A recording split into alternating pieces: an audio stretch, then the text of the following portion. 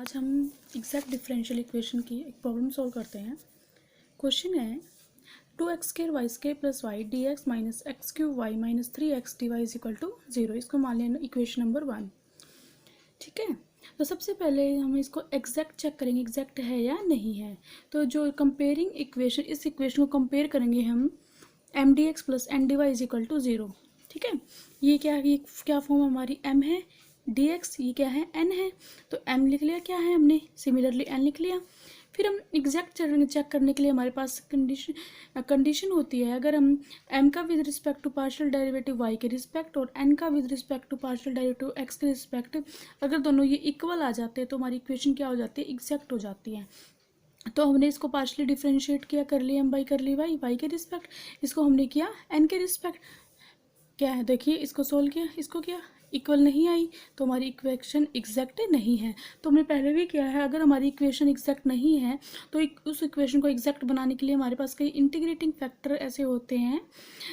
Integrating factor निकालते हैं हम और उस इंटीग्रेटिंग फैक्टर को उस इक्वेशन से मल्टीप्लाई कर देते हैं। ठीक है, ताकि हमारी इक्वेशन क्या बन जाए, एग्जैक्ट बन जाए। सिमिलरली यहाँ पे हम सबसे पहले हमारा इंटीग्रेटिंग फैक्टर फाइंड करेंगे, उस फाइंड करने के बाद उस इंटीग्रेटिंग फैक्टर को इस इक्वेशन से क्या करेंगे, मल्टीप्लाई।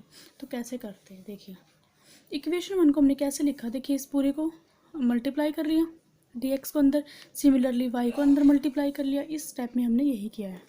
ठीक है, उसके बाद हमने फॉर्म बना ली, इसमें से इस टर्म में से जो कॉमन आ रहा है वो अलग निकाल लिया, सिमिलरली इसमें से जो कॉमन आ रहा है वो अलग निकाल लिया। ठीक है, इसको मान लिया इक्वेशन नंबर 2।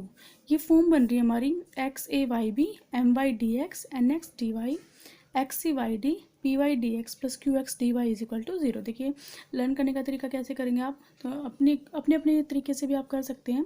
से यहाँ पे एक्स वाई ए बी, यहाँ पे सी डी, यहाँ पे क्या है एम एन, यहाँ पे पी क्यू, यहाँ पे x के साथ y ले लेना, y के साथ क्या ले लेना x, सिमिलरली x के साथ y और y के साथ x, और यहाँ पे देखिए dx है तो यहाँ पे dx आए, फर्स्ट टर्म dx, y है तो dy। फिर इस इक्वेशन को जनरल इक्वेशन के साथ कंपेयर किया। अब देखिए इसमें क्या है, एक्स वाई कॉमन नहीं आ रहा, तो नहीं आ रहा तो पूरी फॉर्म बनाने के लिए हम x की 0 y की 0 कर सकते हैं, क्योंकि anything power 0 is equal to 1। ठीक है, तो एक फॉर्म बनाने के लिए हम ऐसे कर सकते हैं। तो इस इक्वेशन को इसके साथ कंपेयर किया, ए बी सी डी, ए क्या है 2, देखो बी क्या है यहाँ पे 1, सी क्या है 0, डी क्या है 0, एम क्या है 2, एन क्या है -1। ठीक है, पी क्या है 1, पी वाई है ना, यहाँ वाई के आगे क्या है, पी की वैल्यू होगी, इसका कंपेयर किया तो क्यू क्या है 3, सारी वैल्यूज फाइंड आउट की। ठीक है, उसके बाद देखिए इंटीग्रेटिंग फैक्टर हम मान के चल रहे हैं x की पावर अल्फ़ा, क्योंकि पावर्स में है, देखिए x की पावर कुछ है, y की पावर में है ना दोनों, तो हमने मान लिया जो इंटीग्रेटिंग फैक्टर है वो हम मान के चल रहे हैं x की पावर अल्फ़ा और y की पावर बीटा। ठीक है, उसके बाद देखिए आगे, अब हमने क्या किया था कि जो भी इंटीग्रेटिंग फैक्टर होता है उसको इस इक्वेशन से क्या करते हैं, मल्टीप्लाई करते हैं। तो देखिए यहाँ पे हमने मल्टीप्लाई के फॉर्म में लगा दिया, multiplying equation 1 on both side by integrating factor जो कि क्या है x की पावर अल्फा वाई, यहाँ भी लिख दिया, यहाँ भी लिख दिया। इक्वेशन 1 को बस अब एक बार एक्सप्रेस किया, अब मल्टीप्लाई करेंगे x की पावर अल्फा वाई की बीटा को इससे मल्टीप्लाई करेंगे। देखिए बेस सेम, x की पावर 2 है, यहाँ x की पावर अल्फा है तो अल्फा प्लस 2 हो गया, y बीटा है 2 है, बीटा प्लस 2, सिमिलरली इसको करेंगे x की पावर अल्फा, y की पावर यहाँ 1 है तो बीटा प्लस 1 हो गया, सिमिलरली यहाँ पे। ठीक है, अब हमारे देखो पहले इक्वेशन थी उसमें एग्जैक्ट नहीं बनी, अब हमने इंटीग्रेटिंग फैक्टर से मल्टीप्लाई किया, अब देखेंगे एग्जैक्ट है या। अब कंपेयरिंग किया इस इक्वेशन को इस फॉर्म के साथ, वही m और n लिख लिया। ठीक है, अब देखिए हम क्या कर रहे हैं, वही m को with respect to y differentiate किया, n को with respect to y differentiate किया, m को कैसे किया, y के रिस्पेक्ट कर रहे हैं तो ये देखिए एक पावर आगे आ गई, एक पावर कम की तो क्या हो गया, एक भी 1, ये x को एज इट इज़ रहेगा, कॉन्स्टेंट है। अब यहाँ पे एक पावर आगे एक कम हो गई, ये as it is. Similarly n के रिस्पेक्ट एक्स के रिस्पेक्ट करेंगे तो इसकी एक्स वाली पावर आगे आगे कम हो गई, वाई एज इट इज़ रहेगा सिमिलरली इसमें, ठीक है। अब जो इक्वेशन है ये एग्जैक्ट कब होगी, now equation 2 will be exact if अगर करली एम बाई करली वाई और करली एन बाई करली एक्स क्या हो जाए, इक्वल हो जाए। तो देखिए ये करली एम बाई करली वाई है और ये curly n by curly x write down किया हमने यहाँ पे मेनली हमें क्या है, इंटीग्रेटिंग फैक्टर फाइंड करना है। इंटीग्रेटिंग फैक्टर यानी कि एक्स के पावर अल्फा वाई की पावर बीटा, अगर हमें तो यहाँ से अगर हमें अल्फा बीटा मिल जाता है तो इंटीग्रेटिंग फैक्टर मिल जाएगा, फिर हम मल्टीप्लाई करेंगे तो हमें इक्वेशन हमें क्या हो जाएगा, एग्जैक्ट हो जाएगा, तो हम सोल्यूशन फाइंड कर सकते हैं। तो हम सबसे पहले अल्फा बीटा की वैल्यू फाइंड आउट करेंगे। देखिए कैसे कर सकते हैं, दोनों तरफ देखिए एक्स की पावर अल्फा प्लस 2 वाई की power beta plus 1, similarly x की पावर अल्फा प्लस 2 वाई की पावर बीटा प्लस 1 दोनों तरफ है ना। सिमिलरली एक्स की पावर अल्फा वाई की पावर बीटा ये भी है।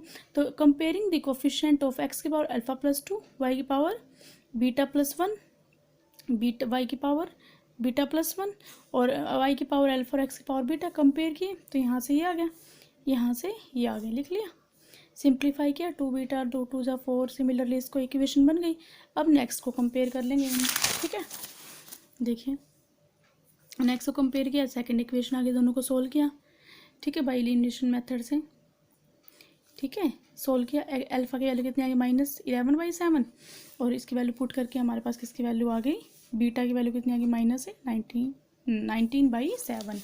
अब हमारा इंटीग्रेटिंग फैक्टर क्या था, एक्स की पावर अल्फा बाई की पावर बीटा, वैल्यू पुट की, इज रिक्वायर्ड इंटीग्रेटिंग फैक्टर। अब वही वैल्यू यहाँ पे पुट कर देंगे हम यहाँ पे, ठीक है, अल्फा की वैल्यू पुट कर देंगे और किसकी वैल्यू पुट कर देंगे, बीटा की वैल्यू पुट कर देंगे, कर दी। अब इसको अंदर ले गए, सिमिलरली उसको बेस सेम है 2 - 11/7, 7 2 = 14, 3/7 बेस सेम है, उस तरीके से पावर ऐड करके हमने उस मेथड से कर लिया इसको अंदर मल्टीप्लाई, एम लिख लिया, क्या है एन लिख लिया, ठीक है। अब चेक करेंगे एग्जैक्ट है ये है या नहीं, डिफ्रेंशिएट किया कर लिया हम, वाई के रिस्पेक्ट किया, वाई के रिस्पेक्ट देखिए एक पावर ये तो एज इट इज़ कॉन्स्टेंट रहेगा, ये एक पावर आगे आ गई एक पावर कम हो गई। अब इसमें भी एक पावर आगे आ गई एक पावर कम हो गई, सिंप्लीफाई किया क्या आ गई, कर ली एम बाई कर ली वाई। सिमिलरली अब ये हमारा एन है, क्योंकि देखो m d x plus n d y की फॉर्म बन रही है ना, प्लस होता है लेकिन एन विद नेगेटिव साइन ले लेंगे, ठीक है, क्योंकि प्लस होता है जो फॉर्म होती है हमारी। तो एक्स के रिस्पेक्ट करेंगे तो एक पावर आगे आ गई एक पावर कम हो जाएगी, ये कांस्टेंट है एज इट इज़ रहेगा, एक पावर आगे आ गई एक पावर ये मैंने कर रखा है यहाँ पे सिंप्लीफाई, ठीक है।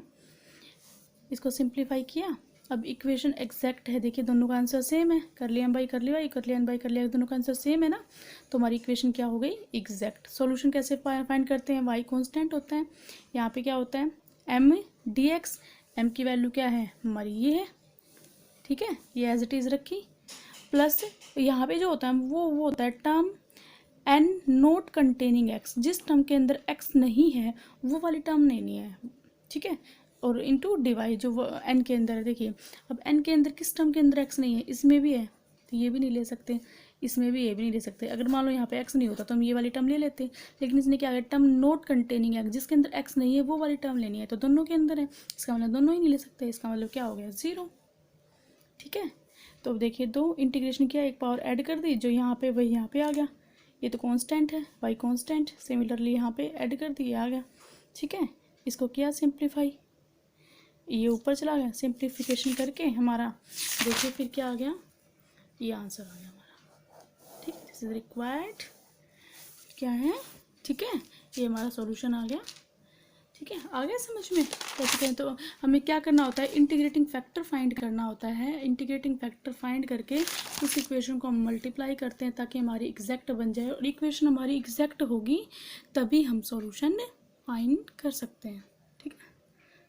इसका एक और मेथड से कर सकते हैं, देखिए कैसे, जैसे हमने यहाँ तक तो सेम है, यहाँ तक तो सेम रहेगा इंटीग्रेटिंग फैक्टर जैसे हमने किया है, उसके बाद देखिए इसमें एक डेरिवेशन भी है कि जो वेहर जो है इंटीग्रेटिंग फैक्टर निकालने के लिए क्या होता है A plus alpha plus 1 divided by M, ये सेकंड मेथड है ये, ठीक है, और ये शॉर्ट है, थोड़ा सा शॉर्ट मेथड है, इतना तो करना ही है इसके अंदर, ठीक है। फर्स्ट मेथड में तो ये कंप्लीट है, लेकिन सेकंड मेथड में ये वाला तो यहाँ तक तो एज इट इज़ है, इसके जस्ट बाद आप यहाँ से कर सकते हैं, ठीक है, b plus beta plus 1 by n, c plus alpha plus 1 by p, similarly ये, और हमने देखिए सारे कॉन्स्टेंट्स की वैल्यू फाइंड आउट की थी यहाँ पे, किए ना, तो जिसके जो रिक्वायरमेंट है वहाँ पे हमने पुट कर दी वैल्यू, इक्वेशन आ गई ना इक्वेशन। अब देखो यहाँ से जैसे इस मेथड में हमने ये वाला पेज जीपी किया था, ये वाला भी आएगा, लेकिन इस वाले मेथड में क्या है, इस पेज के बाद ये तो करना ही है, ये स्किप कर देना है आपको। यहाँ से जहाँ से इक्वेशन सोल्व किया ना हमने, यहाँ पहुँच गए जैसे हमने, वो एक पेज से छोड़ के फिर सिमिलरली वही चलेगा। ठीक है, तो क्या है ये, या तो ये यहाँ से लेके कंप्लीट वो करो, या फिर ये वाला करने के बाद ये वाला डायरेक्ट लगा के, ठीक है, ये वाला स्किप कर देना, फिर यहाँ से आपका कंटिन्यू चलेगा एज इट इज। ठीक है, थैंक यू।